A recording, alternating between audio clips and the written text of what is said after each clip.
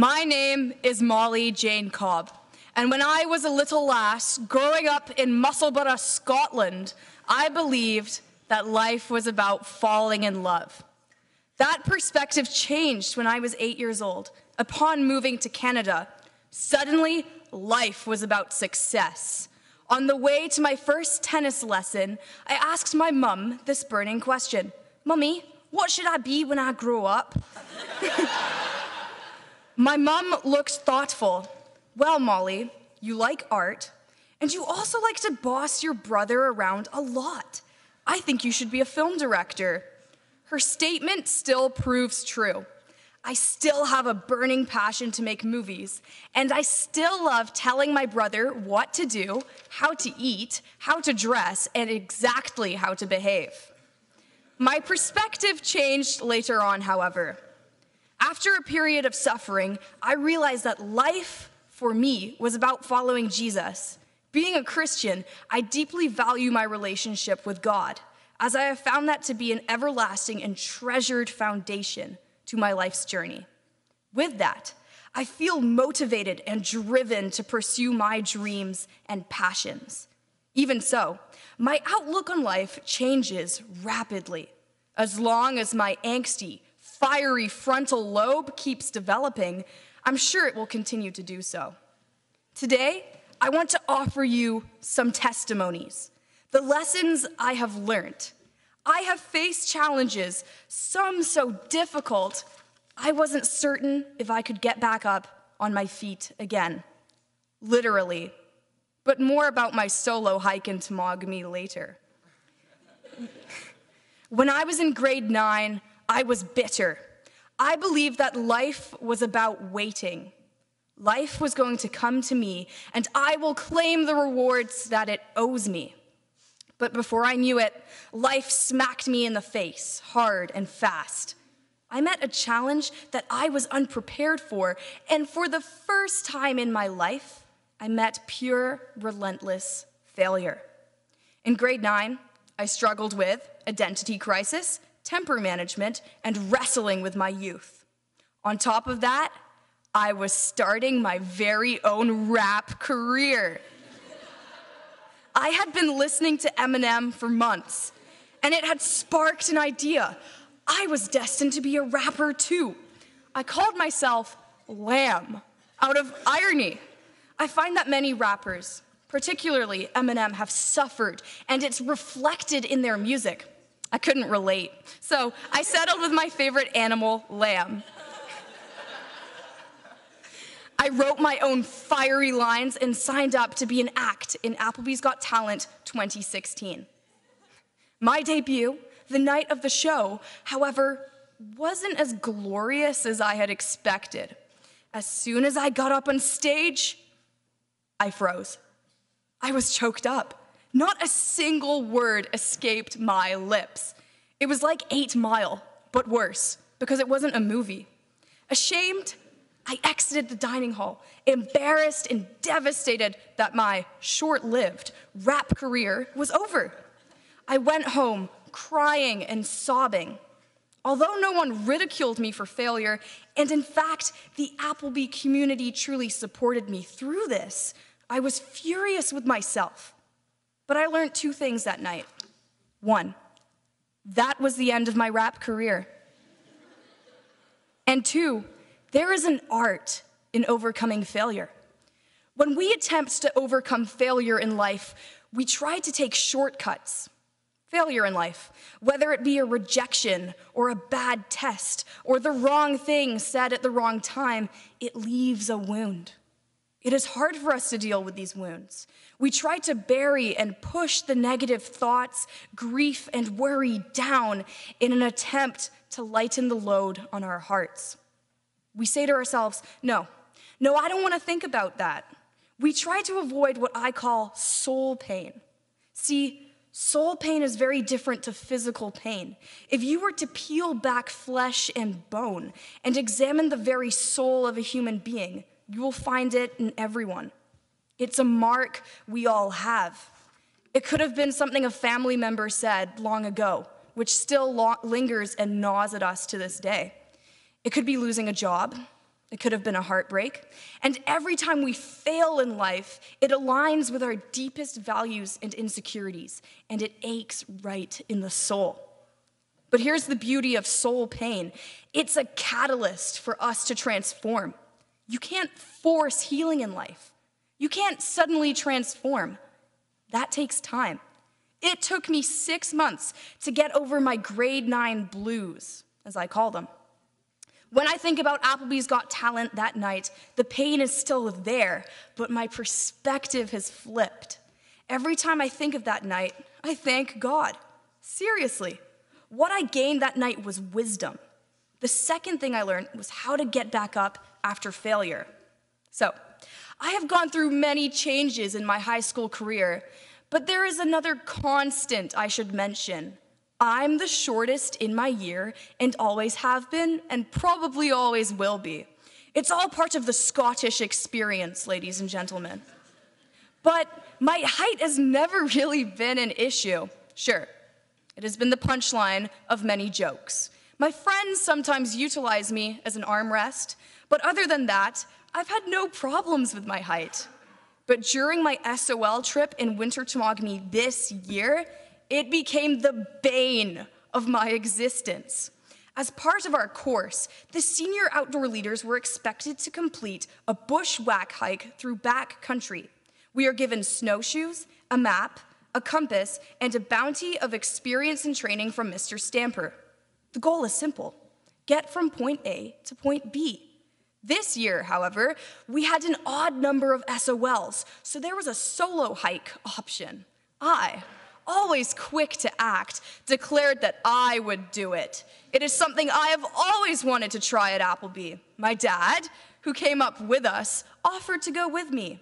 And that would have been a really good idea in hindsight. But I wanted to feel strong, independent, and mature. So I held up my hand and said, "No, Dad."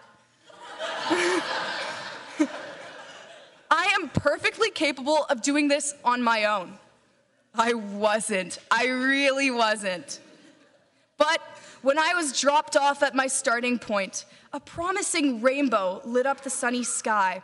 I smiled, feeling the warmth on my face, backpack snug on my back. Eventually, I dropped my snowshoes onto the frozen lake, stuck my boots in, and trudged into the wilderness, compass in hand. But when I crossed into the thicket, swamped by trees, it was hard for me to reach my bearing. The snowbank was taller than me. Every time I took a step, I slipped and lost my footing, only to be buried in 60 centimeters of snow each time. Red in the face, I hastily took off my snowshoes. For the remainder of the journey, I used them as wooden pegs, pulling myself through the snow like a drunken worm. It took me 10 minutes, approximately, to cover more than 12 yards at a time. I was seething in rage. I screamed out some words that weren't very arts prefect appropriate. As I performed chin-up after chin-up with my lousy snowshoes, I could feel my body aching and tiring. I asked God for a sign, strength, anything, and He provided for me. At one point, I heard a twig snap. Dizzy, I turned to the left, rocking back and forth, trying to find out who shared these woods with me. It was Amanda and Maurice, trailblazing along. They were smoothly working as a team to get through the snow. I shakily let out a little cry, and the pair of them stopped. It took 5 whole minutes to crawl out of my ditch and meet them on their path. When Amanda extended her arm out, reaching for me, these words came out of my mouth. "Help me up already, I'm going to die." But in hindsight, this is what I should have said. Dear Amanda, this entire year has been so hard. I'm the kind of person who tries to bury, hide, and suppress my feelings. I have bitten off more than I can chew, and without your grace and kindness, I would perish out here in the snow. This is a case for Molly Jane Cobb.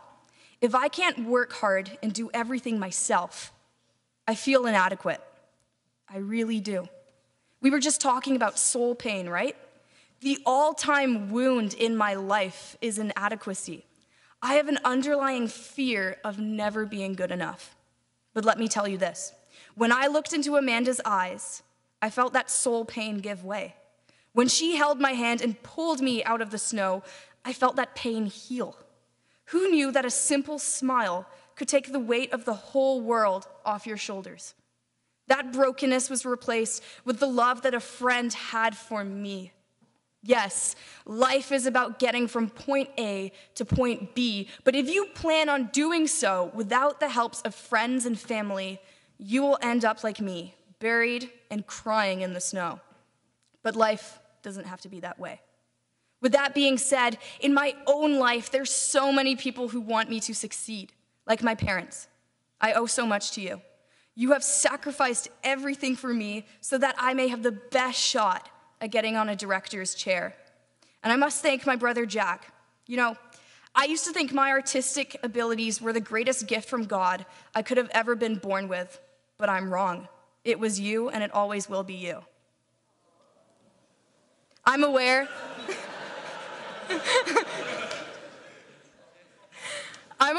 that Appleby College is coming to an end for me. I'll be graduating soon, and I wanted to leave all of you with a final note. When I was a little girl, I believed that life was about falling in love, and it is. But it's also about challenge and all the beautiful, frivolous things too. For instance, when you, students of Appleby College, leave this place, I hope that you find the perfect hangout spot for you and your college mates, whether it be the pub, a cafe, or a graffitied area beneath the bridge.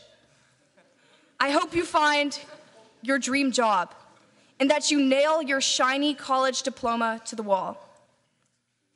I hope that you take up some kind of crazy recreational sport like scuba diving or motocross. I hope that you go to concerts so loud and epic that they change your life.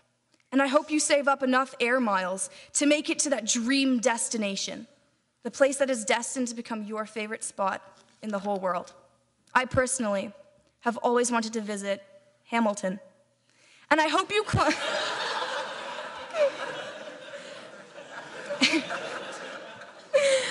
And I hope you climb a mountain or run a marathon. And I hope you find that special someone, the one that makes you shake. Someone who makes you feel so warm, fuzzy, and giddy that you can't help but smile in your sleep when you dream of them. Someone like Bradley Cooper, because oh my. Isn't he perfect? And when you choose to marry that someone, I hope that your wedding day is perfect, that the flowers are the right shade of cerulean, and that the stupid cake gets there on time. And if books still exist, I hope that you read stories to your grandchildren, and that reflected in their eyes is the love that you have for your parents and guardians. But right now, we are young, and our life is poised to present us with all sorts of challenges. My biggest hope for everyone here is that life is so surprising, so raw, that we free fall right into purpose. There will be a day where we will leave this world behind, the world of Appleby, only to enter more worlds, to move through life and time without regrets or withdrawal. And when I see you, whether it be 20 months from now or 20 years from now, I can't wait to hear about the world you built for yourself. If we stay, we cannot be bold. Personally, my next change looks like this. I'm changing my name to MJ when I go to college. Why not? A change of circumstance is hard. Going through internal changes is even harder. When we leave Appleby, we will have to go in alone. Just like being scattered across the fields and wilderness, lost in the night, separated by stretches of land. And while we're out there, our best hope is to grip on tightly to our torches. Though we can see each other's flames, we will be spread apart. But trust yourself and trust your gut. Eventually, the night will revolve to morning, and the glorious sun will shine down on us all. After our challenges will be the transformation, and like the morning birds, we will sing against the sky and find each other once again. Believe in me, I believe in all of you. Now please rise for my favorite hymn, Amazing Grace.